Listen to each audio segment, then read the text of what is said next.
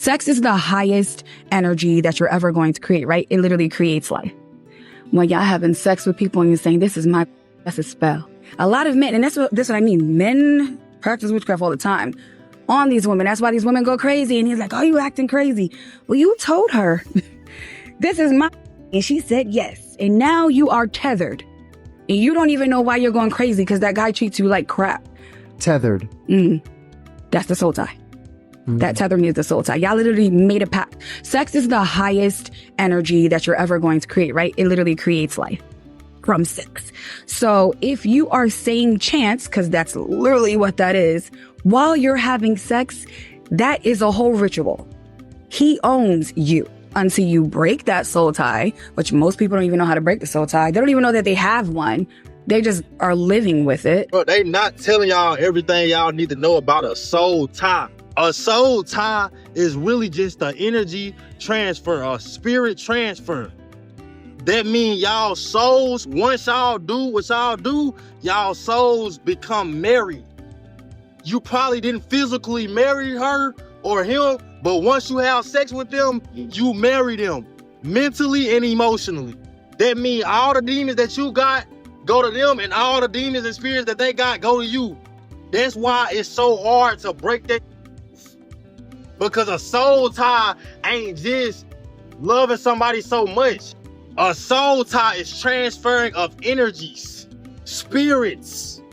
Let me tell you something. Soul ties are so real. Soul tie is a spiritual connection between two people. These physical connections can be created through physical or emotional bonding. Sex is a sacred energy exchange. Major energy is transferred when you choose to sleep with somebody. So if a person you're sleeping with has some type of emotional trauma, now it's transmitted to you. And the more you lay with that person, the stronger the soul tie gets. Not only that, you're not only receiving the energy of the person you're sleeping with, you're also receiving the energy of all of the people that they've slept with in the past. This means you can have soul ties with multiple people and generations of people. And I know hookup culture has normalized poor spiritual hygiene to keep us in a low state of vibration. No, but really think about that one night stand, or really think about the next time you lay with somebody, because their struggles become your struggles. Soul ties are so real, and I'm going to give you 5 signs to identify whether or not you have a soul tie. Listen up. 1, you can't shake this one person. Like, no matter what, you always end up going back to them. You probably move on even after a breakup, but you find yourself wanting that person. You just can't shake the feeling of being with them. 2, you become obsessed with them. Like, no matter what, even if you do try to move on, you look for them in each and every person. This 3rd one is a big one. Listen, because this happened to me. So the 3rd one is they have perfect timing. And what I mean by perfect timing is like right when you're about to change your life, like God is doing things in your life, like things are moving and you're about to take that next leap, that next thing that's about to change your life, like for the better, that person comes in at the right time to distract you, to hold you up, to delay you from receiving your blessing, to delay you from receiving your breakthrough. That's a big one. Number 4, you kind of depend on their validation. Like, you want their approval so bad. Even after the breakup or even after that person is no longer in your life, you make life decisions based off of what their opinions are of you. Like, say, for instance, that person didn't like you with short hair. You go try this new look and you're like, that person wouldn't like this. Why is that person still on your mind? Yeah. And the last thing, you think that person is the one for you. Like, there's nobody else. Like, you don't think nobody else can take that person's place. Like, you kind of make this person an idol in your life. Lastly, you start to lose yourself. Any relationship where you lose yourself, you lose your identity, this person doesn't pour into you, they only take from you, and you can't seem to shake it, and you stay. Not only do you not know your worth, but the reason why it's so hard for you to leave, because sometimes people do know their worth and they stay, is because you have a soul tie. And it's so hard for you to shake it. So you begin to lose yourself and lose your identity. And it's hard for you to even hear from God, is because you're tied to someone's soul that God never intended to even stay in your life. That person was supposed to be an assignment, and you took that person on to be your soulmate. Every time you have sex with someone that you're not married to, you create an ungodly soul tie. An ungodly soul tie means that you have your mind, will, and emotions connected and entangled with a person entirely the wrong way. You gave someone a piece of you that they were not supposed to experience in the first place, outside the confines of marriage. Now that person has some level of control and influence on you. You think about them all the time. You know that they're not good for you, but you keep going back to them. Sometimes you're even willing to disobey God just to be with the person. Anytime a person has that level of control over you, that person is now your idol and has become your God. Your relationship with God is at stake. Break that demonic string through prayer and fasting. Then set up boundaries in the spirit with God's help from those individuals so you do not end up in a worse situation. And when Shechem, the son of Hamor,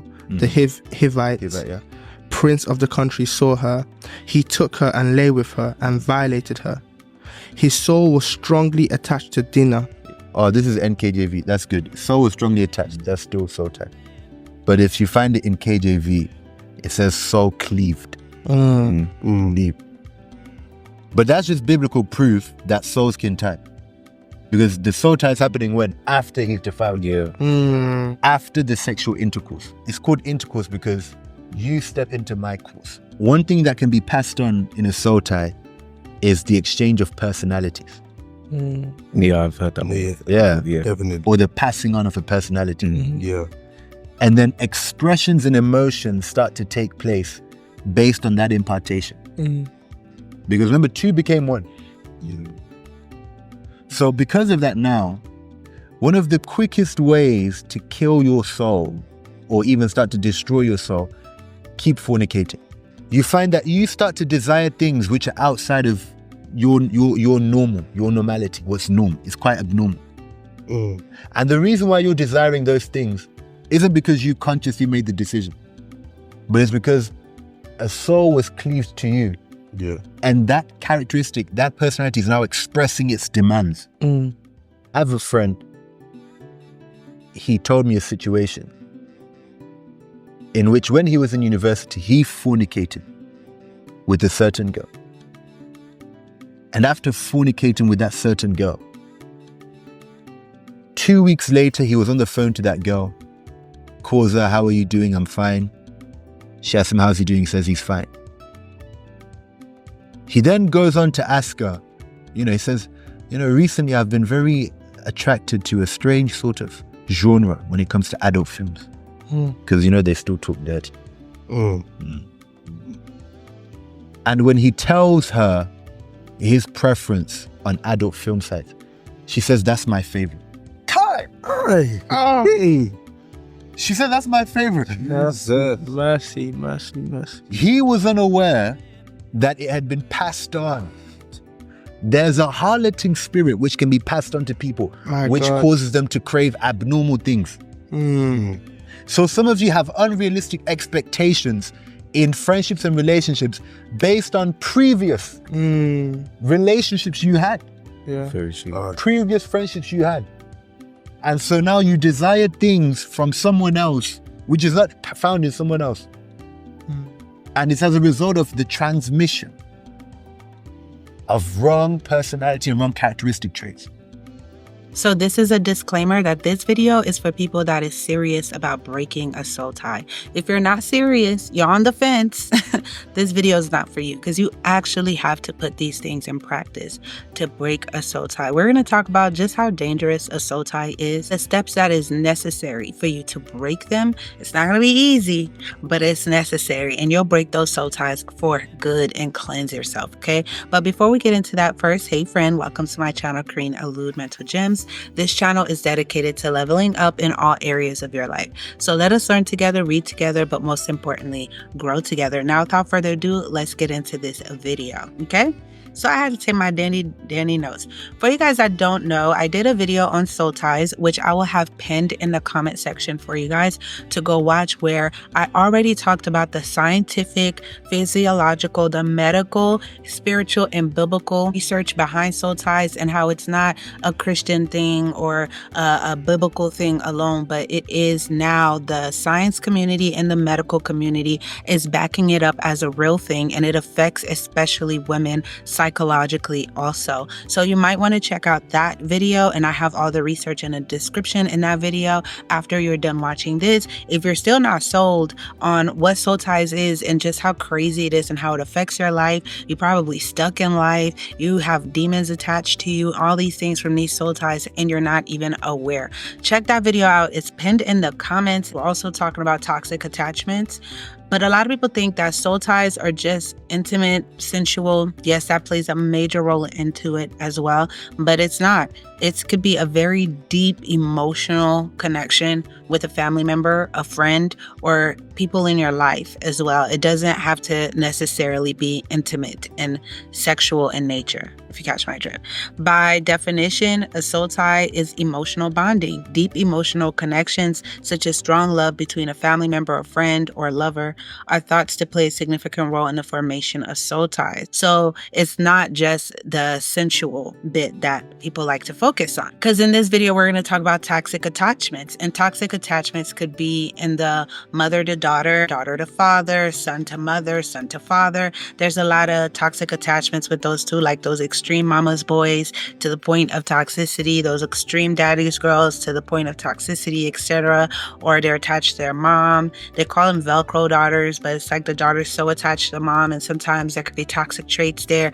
We're going to talk about those toxic attachments too, and sometimes you could be just attached to a toxic friend that you seem to not be able to cut off out of your life for whatever reason. Maybe it's history, but you guys bonded emotionally so strong that it's extremely difficult to just cut this person off, and you find yourself struggling and having really intense feelings around this friendship, and it's not sexual in nature or anything like that. So I do have my list on how to disconnect that, because a lot of times these attachments can be a hindrance to your life. They distract you from your actual goals, from accomplishing anything. They hold you back. And whatever demons is attached, or spiritual entities that's attached to this person, you start to inherit in your life. It brings confusion. It brings chaos into your life. And we know that God is not the author of confusion or chaos. Where he's at, things make sense. There is peace. There is joy. There is the fruit of the spirit. A negative soul tie or toxic attachment brings out the worst in you. It makes you angry all the time, cursing. It can make you sick. Your nervous system is all out of whack. You can't sleep. You have acne. You're gaining weight all of a sudden. You're getting illnesses, cancer. You're getting tumors, ulcers, all of those things from negative attachments and negative connections in your life. Okay. So the number one way to break that down, to be honest and raw with yourself. Acknowledge that you are down bad and have lost yourself for this relationship, waiting by the phone for him or her to call, or that friend or that parent, manipulating outcomes, etc., to make things go the way that you want. Now, let's focus on the relationship aspect first before we get into the parental aspect. If you was in a relationship, or not even a relationship, because maybe you have a soul tie with someone that doesn't even want to claim you or want to be in a relationship with you, but you were intimate, you were giving them all, you were doing wifey things or husbandly things, giving your money, your resources, etc., to someone that never took you serious, and you don't want to be honest with yourself, that's how you keep being in the same cycle.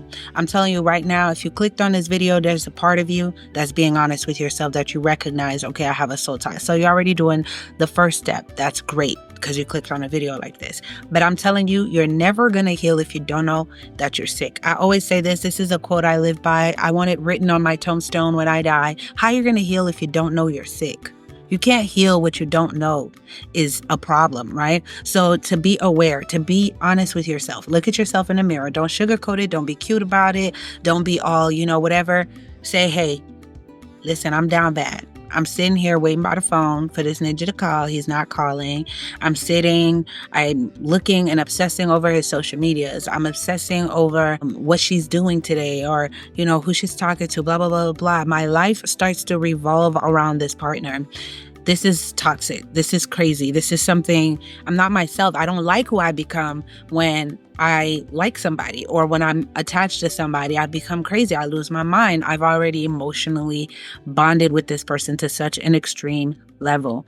You need to be raw and honest with yourself. And if it's with a parent, if you're the daughter that's so attached to their mom that you can't make any decision without your mom, you got to call her for every 24/7 little things. And you find that, hey, if she calls, you have to pick up immediately. It doesn't matter what you're doing. Your life revolves around this. There's a lot of toxic attachments with family members, also ties with them. And even though that you find these people are toxic, you actually still get hurt when they don't reach out, when they don't call, when they don't visit. You still want to bond with them, and you take up the abuse, whether it's mental, physical, verbal.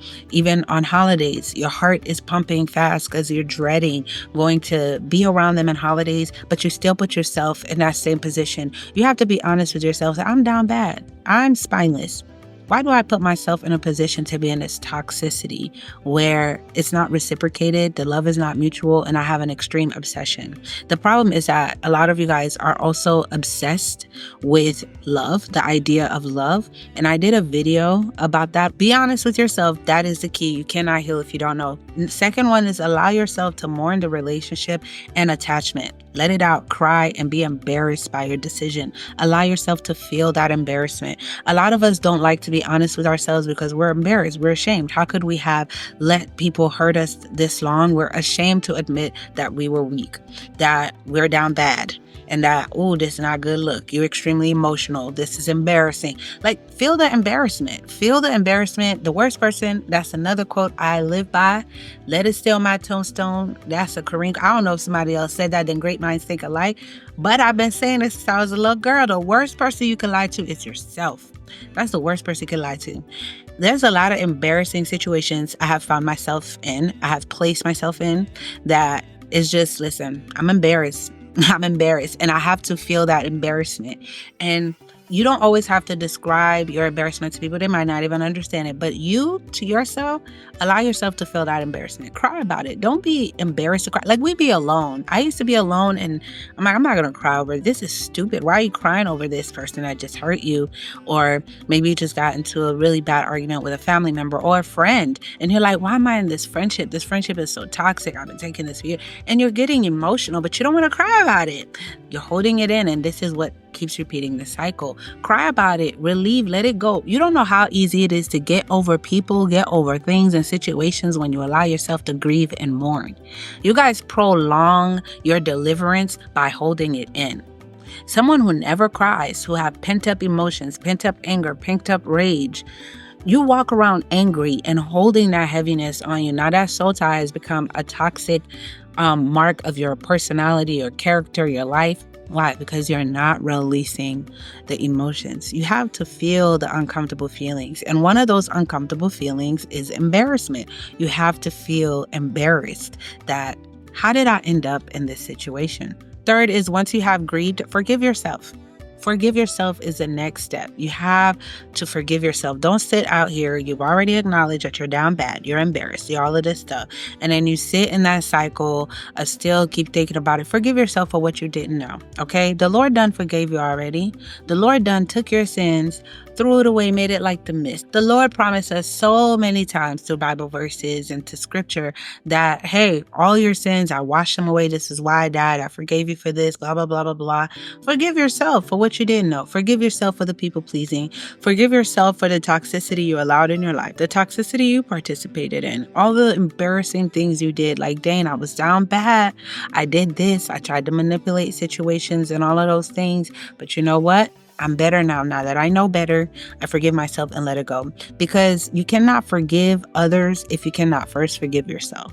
You have to forgive yourself first to be able to forgive others and move on. And part of cutting off that soul tie and toxic attachment is forgiving others, which goes into the next one, which is forgive the person. Forgive the person. Forgive the person. Once you forgive yourself, you forgive the person no matter how bad they were in your life. Even if they played with your emotions, they were at fault. They lied. They used you up, your body, your emotional, like your physical, whatever.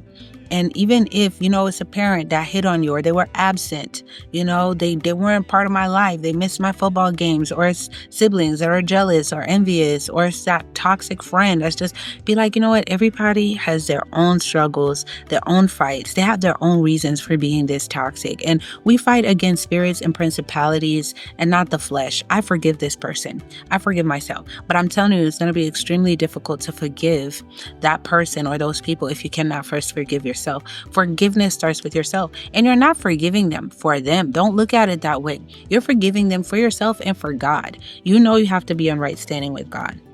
A child of God cannot be walking around angry or holding in bitterness for anyone. And then aside from that, for yourself, if you hang on to that anger, it ages you. It makes you sick. It gives you ulcers. It gives you cancer, hypertension, blood pressure, blood sugar too. All of these illnesses will start to happen to you just by holding on to that anger, that rage. Not forgiving makes you sick, literally. That has been now scientifically and medically proven that hanging on to toxic emotions is detrimental to your health. You're wondering why you're sick. You got stomach issues all the time. You have brain problems. You got brain aneurysms, all these things. You're suffering with stress because you're holding on to such intense emotions. Let it go for yourself and for your relationship with God. So next is go no contact immediately. Mute their socials, change your number, etc. If you work with them or they go to your school, then avoid them as much as possible. You may even have to start looking for another job or transferring to another class or school, etc. Consider even moving to another state if it's that bad. Because some women or men are so attached and so tied that they end up taking the life of their lovers. You might be a good person you're watching and you're so tied, you do crazy stuff. There's some crazy stuff you do when you're so tied. You start to stalk. You have your homegirls look at his page. That's how it starts. The guy may show up to your house unannounced if he's so tied to you, because people may be so tied to you. You're wondering, why are they acting this way with me? They're already in an obsessive, toxic way, stalking you. They get violent, even to the point where you might have to get a restraining order. You might have to move. If they're at your job and it's that difficult, I'm sorry to say, like I said, this is for people that's trying to break a serious soul tie. You might have to start looking for another job. And not only that, but if you live with this, if it's family and they live too close by, move further away. Start to dodge. If unfortunately you can't leave the job yet, when you're at work, focus on work. Try not to engage with this person at all. Keep it strictly business. But no, don't do additional stuff like following them online. If you don't want to appear petty or you're following them, mute their stories. Don't watch their stories. Mute their page. Restrict them. You can do that on Instagram or Facebook. Just mute them so that they don't pop up in your feed or anything like that. And even if they message you, Instagram, if you restrict someone and you mute them, it'll take their messages, it'll put it in your requested folder, so you don't even have to see their messages when they hit you up. Change your number if you have to. Block them on your phone, if you have to, but go no contact. You cannot keep being in the face of what is making you toxic like this, okay? Whether it's family. If it's family, because we allow people to rob us of our salvation just because of their toxicity. Yes, you forgave them. You forgave yourself. You're not in right standing with God. But every time you're back into that person, they're bringing out the worst in you. They're bringing you back to a place where now you got to be beefing with God because you're doing things you said you weren't going to do. And God don't want that for you. God literally rebukes people and tell them he didn't get along with the Pharisees. Jesus wasn't around everybody. No, he was not. He was around the sinners, but there were toxic people. Jesus of Galilee, when he went back to his hometown, he said a prophet is not honored in his own hometown. Guess what he did? He left his hometown and he went where he was honored. The Israelites rejected the message and he said, okay, we're going to give it to the Gentiles now. We're going to give it to everybody because Jesus goes where he is honored, where he is accepted, where he is celebrated. And that is an example for us, okay? You cannot keep putting yourself around temptation. He said, do not even sit with evil people. Do not even stay in the ways of people that do evil.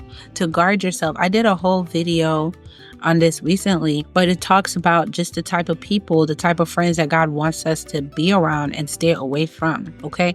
So don't feel like you gotta stay stuck with these people, okay? 6 is self-care. Change things up. Start working out. Try a new look. There's a reason why when a woman detaches from a toxic relationship, she cuts her hair and begins to heal. They lose weight, etc., and start to level up, because when you start to practice healthy self-care habits, it's also healing in a form of therapy. People always say, oh, when a woman cuts her hair, oh, she is done with you, baby. Or when she tries a new look, she changes her wardrobe, she gets a new job, she starts to lose weight.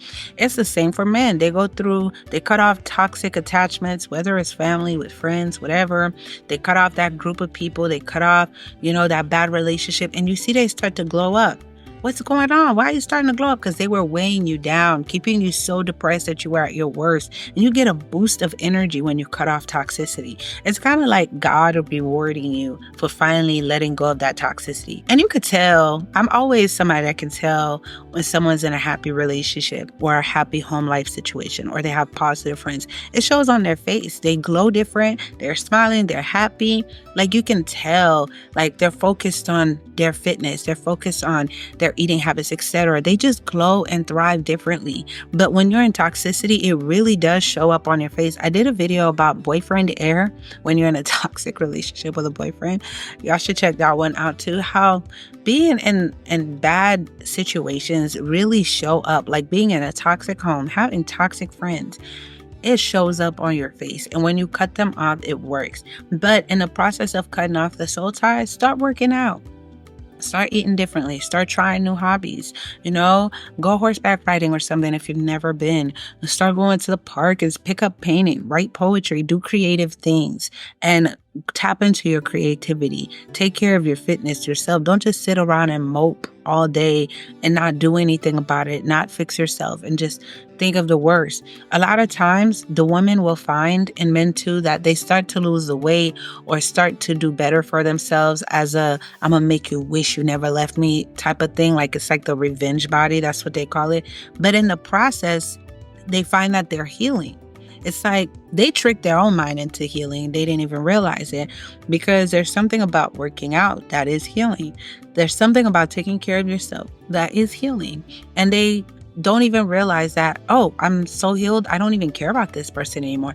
And then the new and improved and happy you starts to attract the right people into your life, to where now you take a look back like, what was I tripping about? What was I ever like, what did I see in you? Why did I stay in this situation?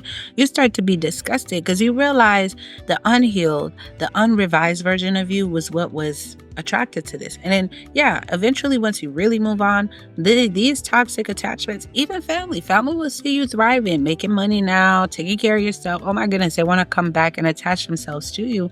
But you're so protective of this new person that you are. You're like, you know what? I love you, but I love you from a distance. I'm going to pray for you.